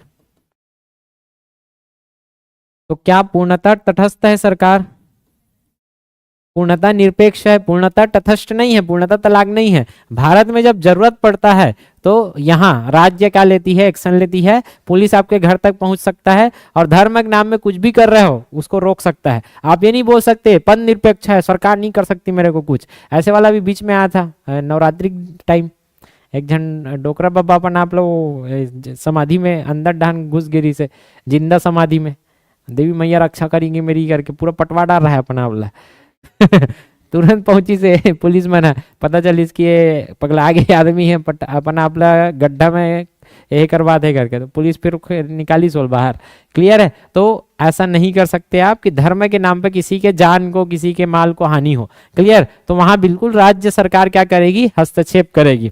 आ रहा समझ में। तो ये कहानी है, ये पश्चिम की कहानी है कि पश्चिम के पंथ निरपेक्ष अलग है, और ये कहाँ कहानी है, भारत की कहानी है कि भारत में जरूरत पड़ने पर, हालांकि धर्मों के आदर करेगी, कोई धर्म नहीं है, सरकार सामान्य परिस्थिति में क्या रहती है, न्यूट्रल। आया समझ में, सामान्य परिस्थिति में कोई हस्तक्षेप नहीं, में हस्तक्षेप नहीं, लेकिन जरूरत पड़ने पर कर सकती है, जरूरत पड़ने पर कर सकती है क्या? हस्तक्षेप। आगे समझ में, ये हमारा पंथ निरपेक्ष। पंथ मतलब धर्म से हम लोग क्या है, राज्य धर्म से अलग है। राज्य क्या है, धर्म से अलग है, यही है। थोड़ा से चुपचाप बैठ के देखता है किससे, बाप के जैसा। क्योंकि धर्म में आप किसी का घुसोगे तो धर्म चीज ऐसा है कि धर्म के नाम में बड़े बड़े हिंसा, बड़े बड़े क्या हुए हैं, ये नरसंहार हुए हैं। तो धर्म के नाम में चुपचाप भारत को क्या बना दिया गया कि राज्य कभी भी अब होता है ना, तो राज्य हिंदू धर्म बन जाता है। हिंदू राष्ट्र बन सकते थे हम लोग, लेकिन हिंदू राष्ट्र नहीं है हमारा, कोई धर्म नहीं। जैसे अब यहाँ जाओगे पाकिस्तान में, तो पाकिस्तान अपने आप को क्या बोलता है, मुस्लिम राष्ट्र। तो लॉजिक लगा सकते हो, पाकिस्तान अपने आप को मुस्लिम राष्ट्र बोलता है तो वहां हिंदुओं का क्या होता है, शोषण होता है। क्यों होता है? क्योंकि मुस्लिम के नाम में ही मुस्लिम को ज्यादा अधिकार मिला है, हिंदू को मिला नहीं है वहां। आया समझ में? हमारे यहाँ कोई नहीं है। राज्य के पास जाओगे तो हिंदू को भी वही स्टेटस मिला है जो धर्म मुस्लिम वाले को मिला है। कोई कटघरे में खड़ा हो गया, मान के चलो इधर हिंदू खड़ा है इधर मुस्लिम खड़ा है, तो उससे कोई फर्क नहीं पड़ता है किसको, कोर्ट को। हिंदू रहे या मुसलमान रहे, दोनों पहले क्या है, भारतीय, क्योंकि भारत क्या है, धर्मनिरपेक्ष। लेकिन वही मुस्लिम राष्ट्र में चले जाओगे तो मुस्लिम को ज्यादा क्या मिलेगा, तवज्जो मिलेगा, क्योंकि वो पहले ही धर्म को क्या मान लिया है, अपना धर्म मुस्लिम मान के चलता है। कौन? पूरा राष्ट्र। वैसे नेपाल जाओगे, नेपाल अपने आप को क्या मानता है, हिंदू राष्ट्र मान के चलता है। आया समझ में? भारत कौन सा राष्ट्र है बोलेगा तो हिंदू कि मुसलमान? पंथ निरपेक्ष या धर्म निरपेक्ष राष्ट्र है भारत। समझ में आ गया अब कैसे पकड़ना है? ठीक है, तो 3 प्रकृति हो गया, और उसके बाद क्या है, ये तीनों, अब तीनों में कोई डाउट नहीं होना चाहिए। क्लियर? अब क्या है, ये तो बचपन से सीखे हो यार। लोकतंत्र क्या समझ में आता है? लोकतंत्र, तंत्र क्या होता है, जाल। तंत्र मंत्र करके सुने हो ना, पूरा ऐसा ऐसा घुमटाया रहता है, उसको तंत्र बोलते हो। तो यहाँ जो जाल बिछा है वो किसका बिछा है, लोगों का, जनता। ठीक है, तो यह है लोगों का तंत्र। जो भी होगा किसका होगा, लोगों के अनुसार होगा। लोकतंत्र को क्या बोलते हो, क्या बोलते हैं इंग्लिश में? हाँ, डेमोक्रेसी। क्या बोलते हैं? डेमोक्रेसी। तो डेमोक्रेसी का मान ना पता करना है तो एकदम सरल है यार, कुछ नहीं है इसमें, लिखा ही है, कुछ बताने की जरूरत नहीं था इसमें। लोकतंत्र कहने का मतलब लोगों का तंत्र। लोगों का तंत्र कैसे बनेगा? अब लोगों का तंत्र है तो सब लोग को डिसीजन तो नहीं ले सकते, तो लोगों का तंत्र कैसे बनता है? चुनाव से, चुनाव से। ठीक है, वोट पावर से इनके क्या चुनेंगे, प्रतिनिधि, और प्रतिनिधि द्वारा क्या होता है, शासन। प्रतिनिधि द्वारा क्या होगा, शासन। आपने जो भी प्रतिनिधि भेजा, विधायक चुन के या तो सरपंच चुन के या सांसद चुन के, वही आपके ऊपर क्या करते हैं, राज करते हैं। तो लोगों का तंत्र कैसे डिसाइड हुआ यहाँ, लोकतंत्र से, मतलब चुनाव से। ठीक है, और इसका एक परिभाषा और है जिसको किसने दिया था, अब्राहम लिंकन ने। जनता का, जनता का, जनता के लिए, जनता का है और जनता के लिए है। किसका शासन, जनता के द्वारा। जनता का, जनता के लिए, जनता द्वारा क्या होना, शासन होना। तो किसका शासन है, जनता का शासन है, जनता के लिए शासन है, और जनता द्वारा शासित हो रहा है, इसलिए ये क्या है, लोकतंत्र है। तो जहां जनता के द्वारा सब होता है वही होता है, और इसको बोला है अब्राहम लिंकन। कौन थे अब्राहम लिंकन? अमेरिका के राष्ट्रपति अब्राहम लिंकन। ठीक है, तो अमेरिका राष्ट्रपति द्वारा कहा गया। ज्यादातर देश आपके अभी विश्व में क्या मिलेंगे आपको, लोकतंत्र ही मिलेंगे। ठीक है, तो लोगों का तंत्र कहने का मतलब लोगों के द्वारा क्या होगा, शासन होगा, उसका चुनाव होगा, और उनके प्रतिनिधि द्वारा क्या होगा, शासन। तो वही है, प्रतिनिधि द्वारा शासन, मतलब वहां जनता की शासन बैठे, तो जनता का, जनता के लिए और जनता द्वारा शासन, ये क्या होता है, लोकतंत्र होता है। क्या, डेमोक्रेसी। इसमें और कुछ शब्द, बस इतना ही काफी है, टेंशन नहीं लेना। बाकी तो संविधान में आप आगे पढ़ोगे कि कहाँ है, कौन से संविधान में आपका लोकतंत्र है, अनुच्छेद में। ठीक है, फिर लोकतंत्र के बाद क्या है, गणराज्य। लोकतंत्रात्मक गणराज्य बनाने के लिए, और इसका मतलब है रिपब्लिक। क्या है, रिपब्लिक। तो यहां भी पब्लिक आ गया। कुल मिला के गण, गण मतलब क्या होते हैं, लोग। गण का राज्य, गणराज्य मतलब गण का राज्य, गण का राज्य, गणराज्य, ठीक है। और गण मतलब क्या है? गण मतलब प्रजा, जनता, लोग। गण मतलब लोग है, प्रजा है, जनता है। तो इसका मतलब कहाँ है? जनता का राज है क्या? कहने का मतलब क्या होगा यहाँ? जनता का राज होगा। अब जनता का राज कैसे होगा भाई? जनता का राज तब होगा जब ये खुद बन पाए कुछ। क्लियर है? जनता का राज कहने का मतलब यहाँ भारत के मुखिया, भारत में जिसका राज होगा, भारत के मुखिया, भारत के मुखिया कौन होंगे? जनता होगी। भारत का मुखिया, भारत का मुखिया कहने का मतलब प्रमुख कौन है अभी? राष्ट्रपति। भारत के मुखिया अर्थात राष्ट्रपति। ये जो पद है भारत के मुखिया और राष्ट्रपति, जनता का राज होगा ना, तो लोग, प्रजा, जनता ये बन सकता है। आए समझ में? लोग, प्रजा, जनता यदि काबिल है, काबिल है तो कोई भी क्या बन सकता है? कोई भी बनेगा आपका भारत का मुखिया। क्या नहीं है? कोई भी बनेगा मतलब क्या नहीं है? वंशानुगत नहीं है। वंशानुगत मतलब पहले ही से होता था कि राष्ट्रपति का बेटा राष्ट्रपति बनेगा, ऐसा कुछ नहीं है। यहाँ गण का राज है अर्थात लोगों का राज होगा, लोग अपने ऊपर स्वयं राज करेंगे, इस अर्थात लोग स्वयं जाके क्या बन सकते हैं? राष्ट्रपति, अगर वो काबिल है तब। ऐसा नहीं कि किसी को भी बना देंगे राष्ट्रपति, उसको काबिलियत पेश करना पड़ेगा, चुनाव लड़नी पड़ेगी, तब जाके हम जब वोट देंगे तब जाके वो क्या बनेगा? राष्ट्रपति।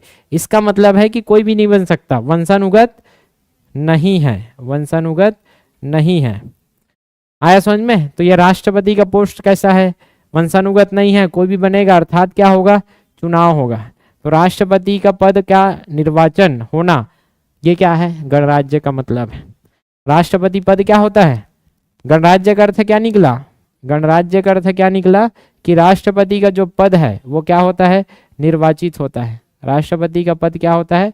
निर्वाचित, वंशानुगत नहीं होता। ये निर्वाचित बस होता है कि समय के साथ निर्वाचित होता है। अगर ऐसा होता है कि निर्वाचन से द्रौपदी मुर्मू बन गई, 50 साल हुई छापे, तो मतलब ही क्या फिर लोकतंत्र का? हर 5 साल में उसको जनता के सामने हाथ फैलाने आना चाहिए। कहने का मतलब सामयिक चुनाव होना चाहिए। कहने का मतलब कार्यकाल भी डिसाइड है क्या? कार्यकाल मतलब हर 5 वर्ष में क्या होना चाहिए? चुनाव, तब जाके वो सच में लोकतंत्र है, ट्रू लोकतंत्र। अन्यथा लोकतंत्र नहीं है कि मान के चलो लोकतंत्र के नाम में आपने चुनाव तो करा लिया, अब चुनाव करवाया तो नेता को आपने बोल दिया चल नेता 20 साल तक राज करेगा।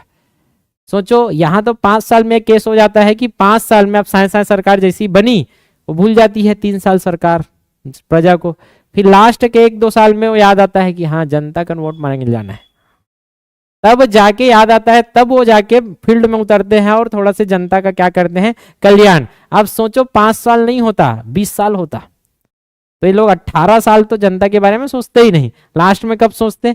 1-2 साल में, कि दबा के क्या करो, पैसा बांटो, फिर से वोट लो, फिर 20 साल राज करो। सोचो लोकतंत्र तो रहा ही नहीं। फिर लोकतंत्र तब पॉसिबल है, तब सक्सेसफुल है जब वो क्या हो? उसका कार्यकाल निर्धारित हो और वो सामयिक चुनाव हो। इसी को क्या बोलते हैं आप? सामयिक चुनाव। सामयिक मतलब समय के अनुसार, समय निर्धारित हो, और जितना कम समय रहेगा उतना ही जबरदस्त क्या होती है? सत्ता। 5 साल है, सोचो अगर वो 3-3 साल में चुनाव करवाने का ऐसा कुछ रहता, 2 या 3 साल में, तो हर 2-3 साल में उसको वोट मांगने तो आना है।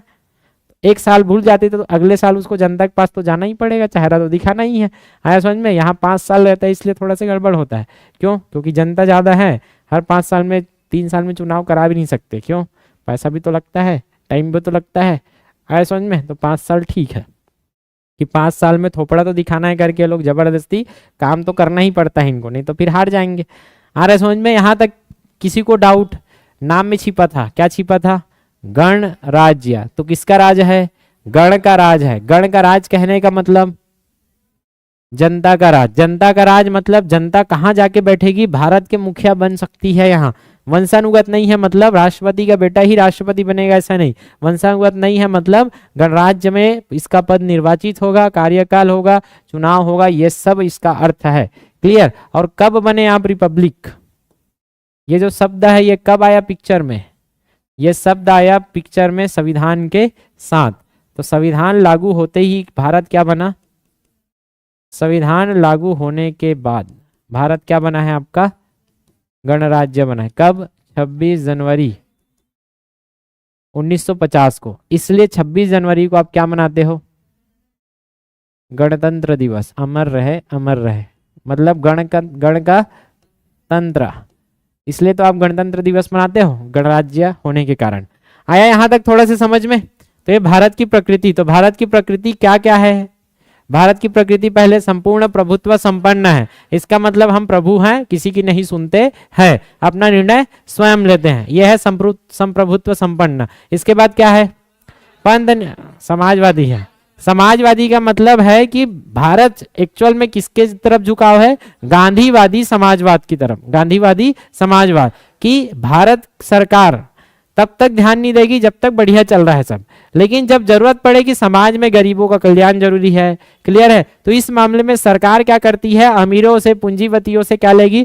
टैक्स में पैसा लेती है और क्या करती है? कल्याणकारी योजना चलाती है। तो समाजवाद का दूसरा है कल्याणकारी राज्य। समाजवाद का दूसरा अगर पर्यायवाची पूछा जाए तो समाजवादी राज्य अर्थात कल्याणकारी राज्य। समाज के बारे में सोचती है अर्थात वो क्या करती है? कल्याण करती है। ये था समाजवादी। तो समाजवाद होना। हम लोग कार्ल मार्क्स क्यों नहीं है? क्योंकि कार्ल मार्क्स किस पर बिलीव करता है? हिंसा पर।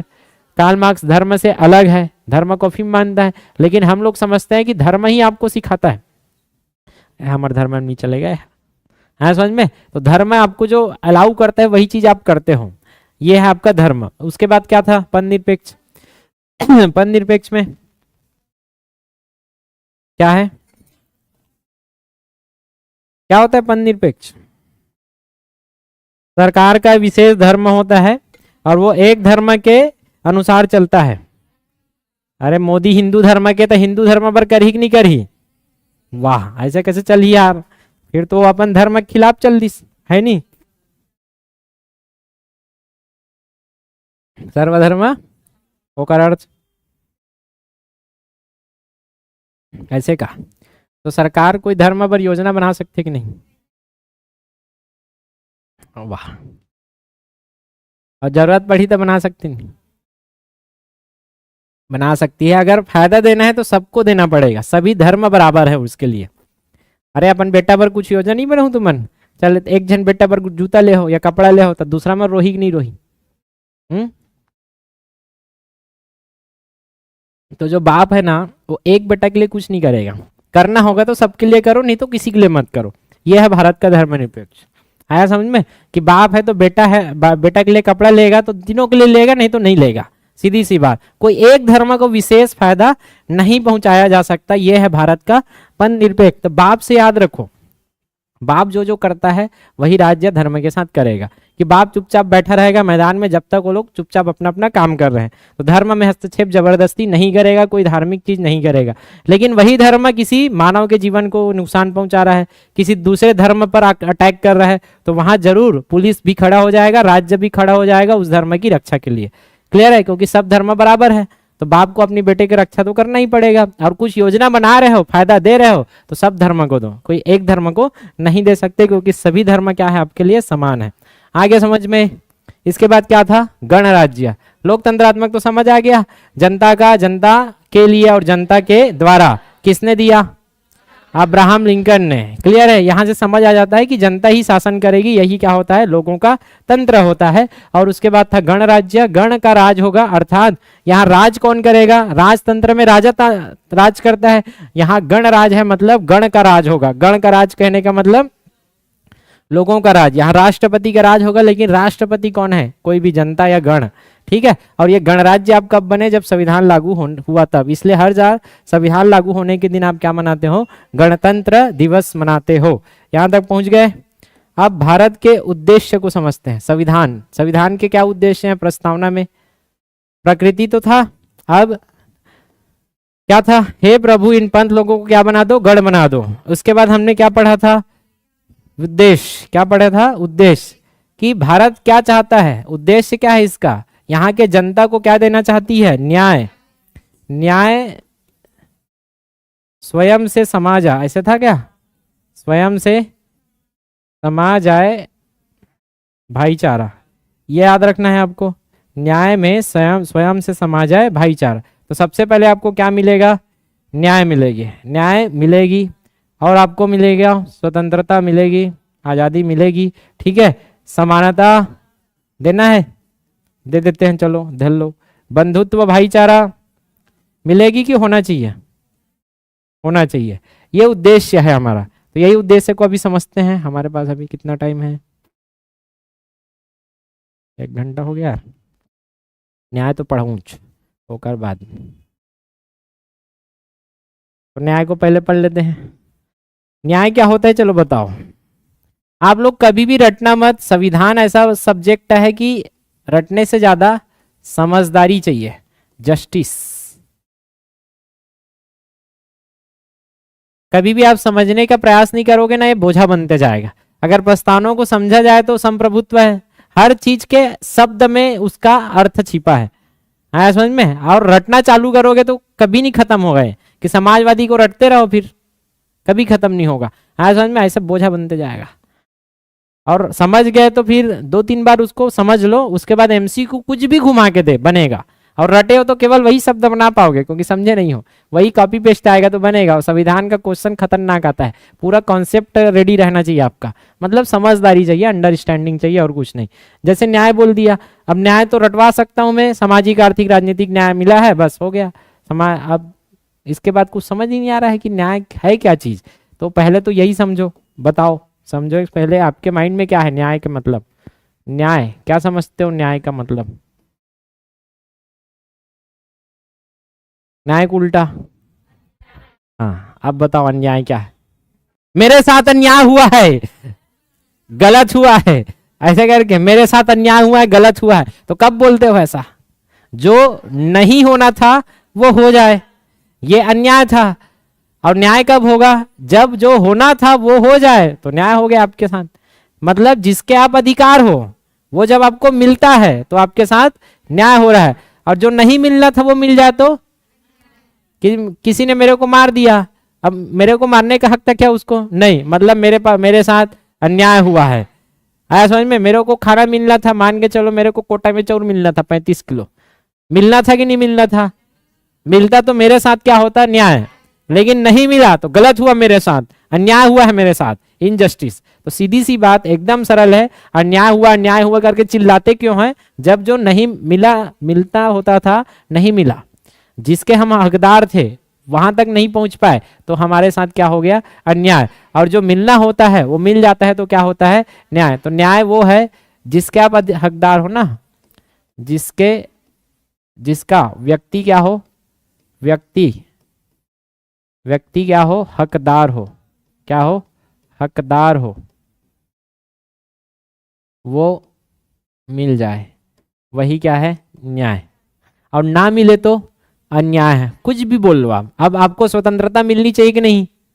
पढ़ाई की स्वतंत्रता, या तो कुछ भी पहनने के, जैसे बुर्खा, मैं बोलूंगा चल कल से बुर्खा पहन के आना सब लोग, और जबरदस्ती दबाव डालूंगा आपको कोचिंग भी आना है, बुर्खा पहन के भी आना है, आना ही पड़ेगा, तो आप लोग क्या बोलोगे? अन्याय, नहीं चलेगी, नहीं चलेगी, तानाशाही नहीं चलेगी, मतलब अन्याय हो रहा है। हमारा हक है कि हम स्वतंत्र रहे, और आप हमारा हक छीन रहे हो, मतलब क्या हो रहा है? अन्याय हो रहा है। तो सीधी सी बात, आजादी के पहले आपके साथ न्याय होता था कि अन्याय? क्या आपको अपना हक मिलता था? तो आजादी से पहले आपके साथ क्या हुआ था? भर भर के न्याय हुआ था, ऐसा भर भर के आपके साथ क्या हुआ था? अन्याय हुआ था। और आजादी के बाद क्या देना चाहिए आपको? न्याय देना चाहिए। क्लियर है? तो वही न्याय देना चाहते हैं आपको, तो दे देते हैं। कैसे देंगे? संविधान के प्रस्तावना से देंगे आपको, और आगे बहुत सारे संविधान में अनुच्छेद है जिससे आपको क्या मिलेगा? सारा न्याय। कौन सा न्याय देना है? ट्रिक से याद किए थे कल? पहले क्या है? सा, फिर क्या है? आ, फिर क्या है? रा, सारा, सारा न्याय। सा से सामाजिक न्याय, सामाजिक न्याय। तो आपको क्या मिलेगी? सामाजिक न्याय। कहाँ? भारत में। और क्या मिलेगी आपको? आर्थिक न्याय। अब सोचने का आपका तरीका बदलेगा, देखना अभी कुछ देर में। अभी मैं आपको रटने का नहीं, समझना ही है इसको। फिर आपको क्या मिलेगा? न्याय का अर्थ क्या समझाया अभी? जो मिलना चाहिए वो मिल जाए, जिसके आप हकदार हो मिल जाए, तो आपके साथ क्या हो रहा है? न्याय। चलो बताओ, सामाजिक न्याय का अर्थ क्या हो सकता है? समाज के आप लोग हो, समाज में जो मिलना चाहिए, समाज में जो हकदार हो आप, समाज में जो हकदार हो वो अगर मिल जाए तो आपके साथ क्या होगा? सामाजिक न्याय होगा कि नहीं होगा? समाज में जो हक है वो मिले तो क्या हो आप? वो मिले तो क्या होगा? तो क्या होगा? न्याय। कौन सा न्याय? चलो बताओ, समाज में रहते हुए आप क्या क्या हक रखते हो?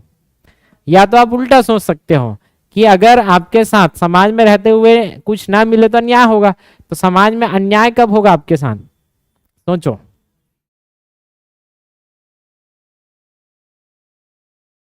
समाज से अलग कर दी। समाज में साथ रहने का है ना, छुआछूत सबसे खतरनाक चीज है।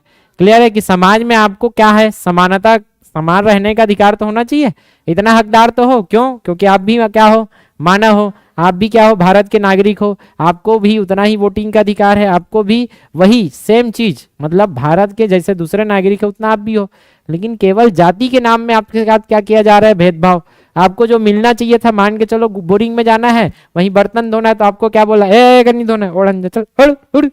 ऐसे अभी आपको गांव में अंदरूनी जगह जाओगे तो वहां देखने को मिलता ही है, कोई नीचे जाति का है तो उसको गांव में घुसने नहीं दिया जा रहा है, जबकि उसका हक है तालाब में नहाने का, उसका हक है उस गांव के नदी नरवा पहाड़ पानी पर्वत सबको यूज करने का।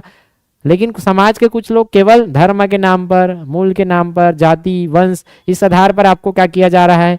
आपके हक को छीना जा रहा है। मतलब आपके साथ क्या हो रहा है? अन्याय। छोड़ो ना यार उसको, पुरुष और महिला में चलता रहता है। महिला का हक है एक स्वतंत्र देश की स्वतंत्र नारी होने के नाते वो स्वतंत्र रूप से रह सके। लेकिन सर ढाक रहा है, पल्लू ढाक। क्लियर है? जा तो पहिना दिन भर साल ढकवाथन। क्लियर है? मतलब एक प्रकार से अन्याय ही है ये, है समझ में। लेकिन अब यहाँ के भारत की महिला थोड़ा पतिव्रता और ये रहती है ना, धर्म को मानती है, तो उनको अच्छा लगता है पल्लू ढाकना, भी मजा आ रहा है उनको। लेकिन एक्चुअल में उनके साथ बचपन से और पहले से क्या हो रहा है? अन्याय। क्योंकि अगर आप स्वतंत्र नहीं हो और जबरदस्ती कुछ करना पड़ रहा है तो अन्याय है। हकदार हो आप, क्या हकदार हो? समानता के हकदार हो।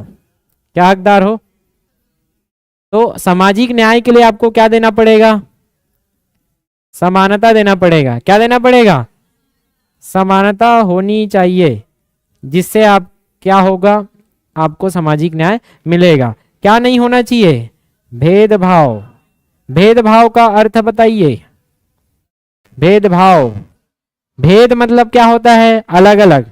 भेद मतलब भेद करता है मेरे से, ऐसा बोलते हैं ना, तो भेद मतलब अलग अलग, और भाव रखना मतलब मन में अलग अलग भाव रखते हो आप। कोई फलाना दिख रहा है, अरे हटा हटा, ये एला कहाँ देख रहे हो? मैं हटा एला, मोर दिन खराब हो गया आज। मतलब आप क्या कर रहे हो? भेदभाव कर रहे हो। और किस आधार पे होता है? ज्यादातर भेदभाव होता है जाति के आधार पर। जाति है, धर्म है, ठीक है, लिंग है, वंश है, इस आधार पर आपने जो क्या किया? भेदभाव किया, वो नहीं होना चाहिए। आधार पर भेदभाव क्या नहीं होना चाहिए? नहीं, नहीं हो, ना हो, तब जाके आपको क्या मिलेगा? क्या मिलेगा? क्योंकि आपको, आप हकदार हो समानता के, समानता मिलेगा तो न्याय मिल गया, क्योंकि समानता का हकदार हो। भेदभाव नहीं होना चाहिए। क्या विशेष उपाधि होना चाहिए? समाज में किसी को विशेष दर्जा, समाज में विशेष दर्जा ना हो, विशेष दर्जा ना हो किसी का। नहीं तो किसी को ऊपर में चढ़ा के बैठा दिए हो और वो सबको क्या समझ रहा है? नीचे का आदमी, मतलब फिर ऊंच नीच आ गया ना।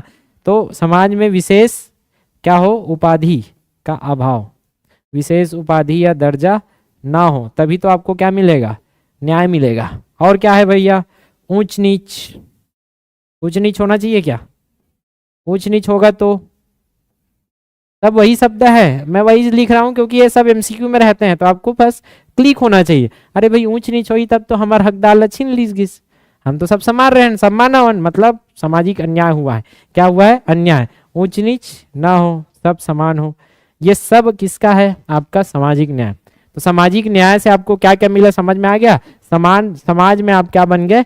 हकदार बन गए। ठीक है, इसमें सीधी सी बात, ऊंच नीच ना हो, अस्पृश्यता, छुआछूत इसका क्या किया गया, उन्मूलन किया गया। अस्पृश्यता मतलब समझते हो ना, छुआछूत। सबसे खतरनाक चीज तो यही है कि छुआछूत के नाम पर अन्याय होता था।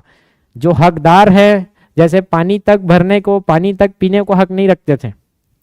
अब यहाँ क्या, आप दक्षिण में जाओ, दक्षिण में केरल कर्नाटक वगैरह में ना, स्त्रियों को, क्योंकि वो लोग नीचे जाति के थे, उनको अपना तन ढकने का अधिकार नहीं था। सोचो किस कारण से, बस ऊंचे जाति वालों ने नियम बना दिया कि आप लोग क्या हो, निम्न जात के हो, आप लोग को अपना तन भी ढकने का अधिकार नहीं है।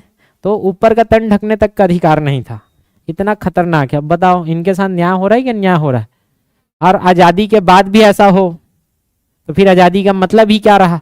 तो सरकार यहाँ क्या करेगी, अगर कोई ऐसा करता है कि जाति धर्म लिंग के अनुसार या कोई भी आधार पर आपसे क्या करे, आपका हक छीने, तो आप सीधा कहाँ जाओ, राज्य सरकार के पास, पुलिस के पास जाओ, कोर्ट के पास जाओ, जहां जाना है वहां जाओ। सरकार आपको क्या देने का वादा करके रखी है, सामाजिक न्याय। इसका मतलब ये है कि अब ऐसा कुछ नहीं चलेगा कि आपके साथ क्या हो, अन्याय हो। ये खुद बोल दिया है भारत ने, तो अब किसी का साथ अन्याय होते हुए नहीं दिखेगा। ठीक है, समझ आ गया। अब आर्थिक न्याय, आर्थिक न्याय में क्या पकड़ोगे, आर्थिक न्याय। आर्थिक न्याय मतलब आपको किसका अधिकार है, भारत में रहने के कारण उसके संसाधन का, उसके संपत्ति का। ऐसा नहीं कि आप अकेले आप कर लिए, सीधी सी बात। अर्थ मतलब अर्थ, पैसा, संपत्ति, संपत्ति का अधिकार है आपको, संपत्ति का अधिकार। अब आपसे ये नहीं किया जाएगा कि गलत तरीके से आप जो हक रखते हो उसको छीन लिया जाए। आप जिसके हकदार हो उसको तो मिलना चाहिए। जैसे सबसे खतरनाक चीज आर्थिक अन्याय कब होता है, जब आप हकदार हो, जिस संपत्ति के आप अधिकार रखते थे, जिस संपत्ति का अधिकार रखते थे, संपत्ति या पैसा का, वो आपको न दिया जाए। संपत्ति या पैसा के आप क्या हो, हकदार हो, वो मिले। क्या आजादी के पहले मिलता था ये? सोचो जरा, जिस संपत्ति या पैसा के आप हकदार थे वो नहीं मिलता था। कैसे? गुलाम थे। मान के चलो आप अंग्रेज के घर में काम कर रहे हो, आपको मिलना था 500 रुपये मेहनताना, मिला? नहीं मिला। मतलब आपके साथ जो हकदार रखते थे पैसे का, वो आर्थिक अन्याय हुआ कि जो रखते थे, जो पैसा मिलना था, जिसका हक था, वो नहीं मिला। मतलब कुल मिला के आपको क्या हुआ, अन्याय। कहने का मतलब जो आप काम कर रहे हो ना, काम, उसका क्या मिलना चाहिए आपको, उचित मजदूरी मिलना चाहिए। क्या मिलना चाहिए? जब आपको उचित मजदूरी मिलेगा तब आपके साथ क्या होगा, क्योंकि आप उचित मजदूरी के क्या करते हो, हकदार हो आप। इसलिए सरकार बहुत सारे नियम बना के रखी है कि फलाना इतना घंटा काम करेंगे तो इतना सैलरी उसको मिलना ही चाहिए। क्लियर है? और इतना नहीं मिलता है मतलब आपके साथ क्या हो रहा है, बेगारी होता है। बेगारी मतलब क्या होता है, बेगारी का क्या होना चाहिए, अंत। बेगारी का अंत। बेगारी मतलब यह है आपका कि बेगारी मतलब रोजगार होता है। देखो रोजगारी, तो रोजगार में आपको क्या मिलता है, रोज आपको पेमेंट मिलता है। गारी मतलब पेमेंट, मेहनताना। अब बेगारी मतलब बे मतलब उल्टा होता है, बेवजह। ठीक है, वजह के बिना। वैसे ही गारी मतलब आपका हो जाता है पैसा मिलना चाहिए, लेकिन बेगारी मतलब नहीं मिल रहा है। तो बेगारी का अंत क्या, बेगारी का क्या होना चाहिए, अंत होना चाहिए। उचित मजदूरी मिलेगा तभी आपके साथ क्या होगा, आर्थिक न्याय। और बताओ यहां महिला के साथ आर्थिक न्याय कैसे होता है, अन्याय। महिला को कम मिलता है और पुरुष को क्या मिलता है, ज्यादा। तो महिला का वेतन बराबर हो किसके, पुरुष के वेतन के। आया समझ में? ये होना चाहिए अगर दोनों समान काम है। मान के चलो महिला भी नींदे चलेगी, पुरुष भी नींदे चलेगी, दोनों ने क्या किया, बन निकाला, तो क्या पुरुष ने ज्यादा काम किया है क्या? नहीं, बराबर महिला ने भी उतना ही काम किया। तो यहाँ दोनों का वेतन क्या मिलना चाहिए, बराबर। इसको 200 दे रहा हो तो उसको भी 200 दो। लेकिन मैं यहाँ की बात नहीं कर रहा हूँ कि सर मैं मिस्त्री कमाल के रहा हूँ, मोला 200 दीशे, मोला 500 दीशे, ऐसे बोल सकते हो। वहां न्याय नहीं हुआ है, वहां तो न्याय हुआ है। क्यों भाई, वो मिस्त्री था और ये तेरे धमेलल बन ला के पटकत रहे, वो बेचारा के पास स्किल है। तो वहां आप ये नहीं बोल सकते नहीं समान दो, समान दो। कई लोग ऐसे हैं मतलब उसको नहीं समझ पाते हैं कि महिला और पुरुष का वेतन हर जगह समान नहीं, समान काम के लिए समान वेतन। इसका अर्थ है ये समान काम के लिए क्या मिले, के लिए समान वेतन। कि पुरुष अगर वही काम कर रहे हो, महिला भी वही काम कर रही है, तो दोनों को जो वेतन मिल रहा है वो समान हो। इसका मतलब ये नहीं है कि हर जगह पुरुष और महिला को समान वेतन दोगे, जैसा काम वैसा वेतन भी होना चाहिए। आया समझ में? यहां तक क्लियर है? यहां से एक चीज और समझ आता है क्या सर, कि मान के चलो पूरे भारत में कितने करोड़ लोग हैं, 121। अब एक ही आदमी के पास पूरा धन संकेंद्रित हो जाए तो बाकी लोग क्या हो जाएंगे, गरीब। इसका मतलब ये है कि मान के चलो ये गांव है, ठीक है, ये गांव में ये भाई साहब क्या है, अमीर है, बाकी सब, फिर हो गया आर्थिक न्याय। हो सकता है ऐसे में आर्थिक न्याय नहीं, मतलब एक आदमी के पास धन के संकेंद्रण को रोकना पड़ेगा।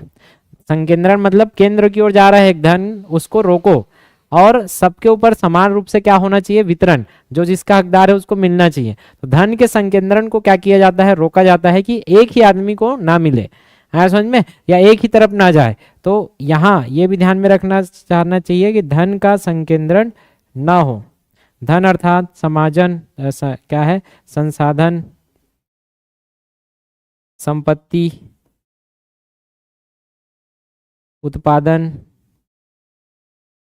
इस पर क्या ना हो, संकेंद्रण। संकेंद्रण का उल्टा होता है विकेंद्रीकरण। संकेंद्रण एक जगह इकट्ठा ना हो, नहीं तो सब लोग क्या हो जाएंगे, गरीब, और एक आदमी अमीर होके बैठा है। ऐसा नहीं होना चाहिए। इसमें भी राज्य का क्या होना चाहिए, कंट्रोल, कि सबको बराबर क्या मिलना चाहिए, अवसर मिले, सबको समानता मिले। तो अमीर आदमी का क्या करता है, पहुंच रहता है। अमीर आदमी की पहुंच है कि हर बार ठेका उसी को मिल जाता है भाई। मान के चलो कि अमीर आदमी है, अब मान के चलो यहाँ कोई आया, सरकार कुछ काम कर रही है, हर बार किसको देती है पैसा, इसी को।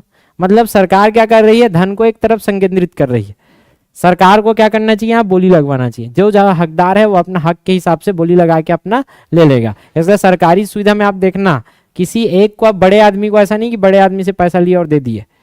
अब प्रॉपर क्या चलता है, नीलामी होता है, और नीलामी होने के बाद जो हकदार होगा अपना बोली लगा के ले लेगा उसको। क्लियर है? नहीं पहले क्या चलता था, जिसका पहुंच है अंदर अंदर पैसा खिलाया, 200-400 दिया, उसके घर में सामान पहुंच गया सस्ता में। क्लियर है? लेकिन जो हकदार था, जो ज्यादा पैसा दे के ले सकता था, उसको नहीं मिला। तो ये संकेंद्रण नहीं होना चाहिए। ये सब क्या है आपका आर्थिक न्याय। तो बस रटना मत, समझना, सोचना कि आर्थिक अन्याय कब होगा। आर्थिक न्याय देना है, इसका मतलब अर्थ बराबर हकदार का मिलना चाहिए। तो पैसा हकदार का मिलना चाहिए। पैसा हक का कब मिलेगा, जितना काम किया उतना देना चाहिए, उचित मजदूरी रहना चाहिए, ठीक है। महिला जितना काम करो उसको उतना दो, पुरुष का वेतन क्या हो, समान हो, बेगारी फोकट में कोई काम ना करवाए क्योंकि वो हकदार है तो उतना पैसा मिलना चाहिए। और धर्म, ये आर्थिक संकेंद्रण से क्या हो जाए, रोका जाए। और एक समाज में और देखा जाएगा तो आप किसका हक रखते हो, बेसिक, इतना तो हक रखते हो गरीबी ना हो, अर्थात बेसिक नीड। बेसिक नीड मतलब रोटी, कपड़ा, मकान, शिक्षा। पहले रोटी कपड़ा मकान तक सीमित था, आजकल गरीबी में यह भी शामिल किया जाता है। अगर आपके पास शिक्षा नहीं है, और क्या नहीं है, मतलब आप क्या हो, गरीब हो। अगर शिक्षा तक भी पहुंच नहीं है मतलब गरीब हो, बस खाना पीना मिल रहा है इससे गरीब नहीं हो जाता है। पहले रोटी कपड़ा मकान नहीं है, रोटी खाने के लिए नहीं है, पहनने के लिए नहीं है, और घर रहने के लिए नहीं है, मतलब आप क्या हो, गरीब हो। लेकिन अब ये तीनों है, लेकिन आप पढ़ नहीं पा रहे हो, शिक्षा तक नहीं पहुंच पा रहे हो, तब भी आप क्या हो, गरीब हो। क्लियर है? शिक्षा और स्वास्थ्य तक पहुंच भी जरूरी है।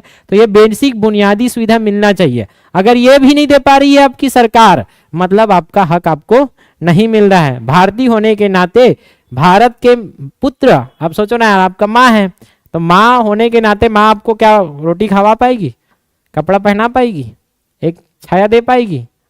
अरे अपने मम्मी मन देख नहीं रहे कि बहरीम फेंक दे रही से, जने मल बहरीम रबे जा। तो भारत माता के आप बेटे हो क्या? तो भारत के नाते आपको भारत से इतना तो मिले, रोटी कपड़ा और मकान, एक बेसिक नीड, शिक्षा और स्वास्थ्य। अगर सरकार ये भी नहीं दे पा रही है तो फिर क्या है, वो सरकार कोई काम का नहीं है, आपके साथ क्या कर रही है, अन्याय कर रही है। इसलिए रोटी के लिए आपका अन्न योजना चल रहा है, कोटा 1 रुपया 2 रुपया फोकट में बांटो योजना। कपड़े के लिए आपका जन गणवेश, स्कूल में गणवेश योजना चल रहा है। क्लियर है? मकान के लिए आवास योजना चल रही है, ताकि जिसके पास घर नहीं है वो उसको क्या दे सके, आवास दे सके। शिक्षा के लिए गवर्नमेंट स्कूल, और स्वास्थ्य के लिए गवर्नमेंट हॉस्पिटल। आया समझ में? ताकि आपको क्या मिल सके, न्याय मिल सके। ये सब का है आर्थिक न्याय से जुड़ा हुआ, रटो मत, समझ के पढ़ो। फिर राजनीतिक न्याय। अब राजनीति में आपका अधिकार क्या होगा, जरा सोचो। क्या आपको सोचो, पहले जमाना में क्या होता था, जो बड़ा आदमी है राजनीति में वही अपना सत्ता चला रहा है। आपको चाहकर भी आप क्या नहीं बन सकते हो, प्रतिनिधि, नेता नहीं बन सकते। तो क्या आपके साथ न्याय हुआ कि अन्याय हुआ? अन्याय हुआ। तो सीधी सी बात, राजनीतिक अधिकार मिले, राजनीति का हक मिले, वो आपका क्या होगा, राजनीतिक न्याय होगा। राजनीति का हक मिले, राजनीति का हक मिले, तब जाके आपको साथ क्या होगा, राजनीतिक न्याय होगा। अब राजनीति का हक कहने का मतलब, राजनीति में आप दो तरीके से पार्टिसिपेट कर सकते हो। कैसे सर? राजनीति में आप दो तरीके से, एक तो पद के लिए खड़े हो सकते हो, क्या हो सकते हो, प्रत्याशी बन सकते हो। प्रत्याशी अर्थात क्या कर सकते हो, चुनाव लड़ सकते हो। तो क्या चुनाव लड़ने का अधिकार आपको मिला है कि कोई रोकता है? आप अगर विधायक बनना चाहते हो, खड़े हो जाओ निर्दलीय बन के, बन सकते हो ना, कि कोई रोकेगा कि आप नहीं, आप बिना दल के नहीं खड़े हो सकते, ऐसा कुछ है क्या नियम धियम? नहीं, आप हकदार रखते हो, राजनीतिक न्याय मिला है, राजनीतिक हक है आपको लड़ने का, खड़ा हो जाओ यार। और नहीं खड़ा होते हो तो आपका पावर क्या है, दूसरा खतरनाक पावर, तो मताधिकार जो आपको मिला है, यह अधिकार ही तो है। अगर मत का अधिकार ना मिले, तो मत का अधिकार ना मिले, जिसके आप क्या थे, हकदार थे, ना मिले तो क्या हो जाएगा, अन्याय।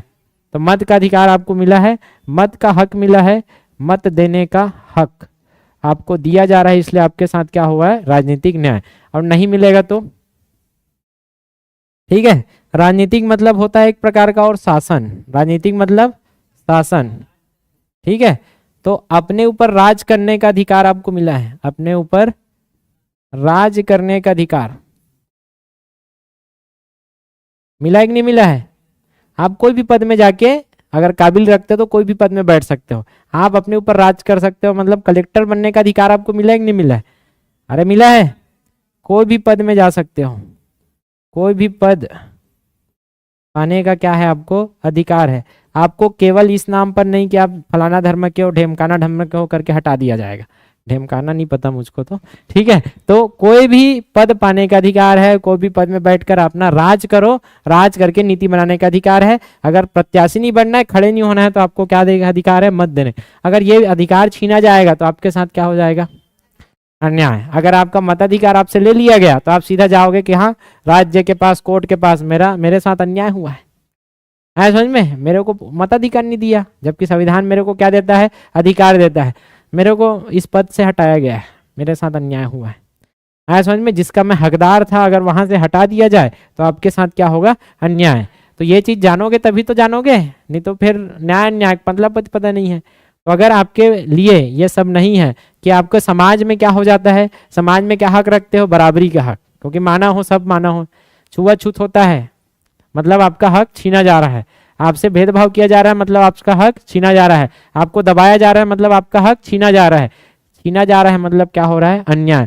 और ये सब मिल जाता है तो क्या मिल रहा है, हक, तो न्याय मिल गया।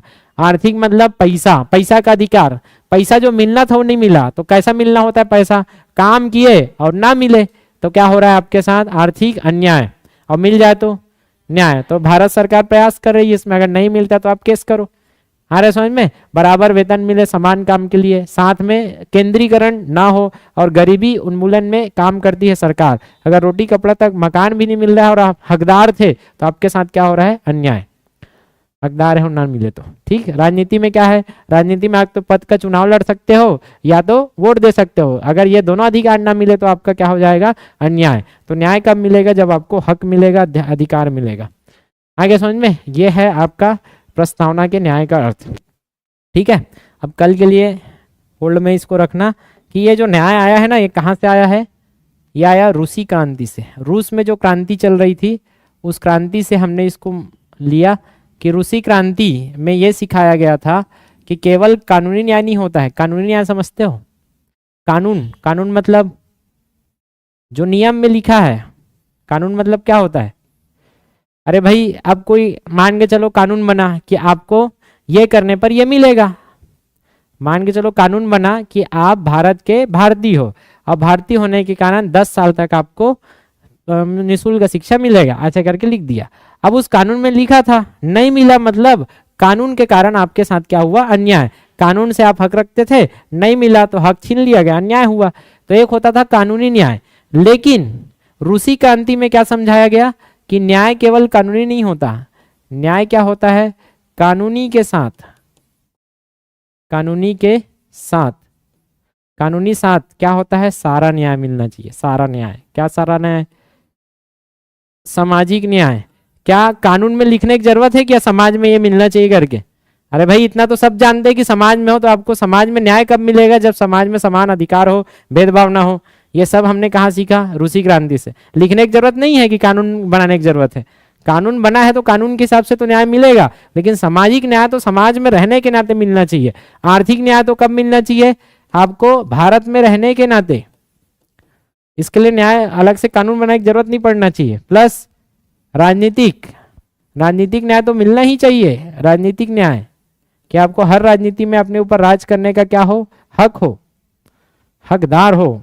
आया समझ में? तो ये चीज हमने कहां से सीखा पूछेगा तो रूसी क्रांति से। 1917-1919 के आसपास रूसी क्रांति, रूस में क्रांति चल रही है, वहां ये क्रांति इस फोकस में था। यह है फ्रांसीसी, फ्रांस में क्रांति चल रही है, फ्रांसीसी क्रांति। ये चला बहुत पहले 1779-89 के आसपास फ्रांसीसी क्रांति।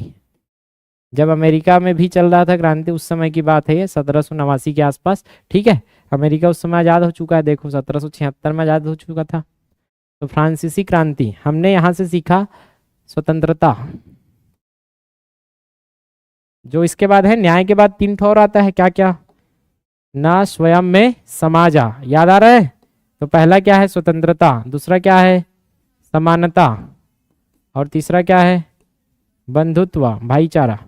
ये कहाँ से आया पूछेगा तो, ये आइडिया कहाँ से आया, रूसी क्रांति से। ये आइडिया कहाँ से आया, फ्रांसीसी क्रांति से।